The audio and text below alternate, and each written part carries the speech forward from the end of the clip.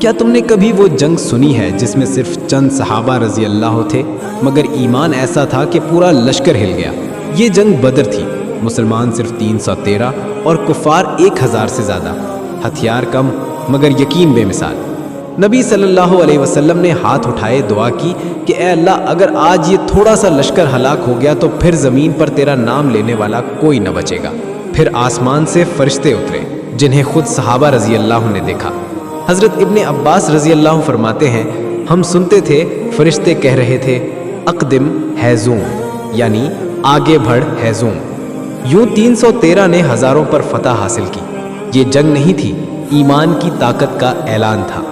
یاد رکھو، جب یقین اللہ پر ہو تو کمزوری بھی طاقت بن جاتی ہے۔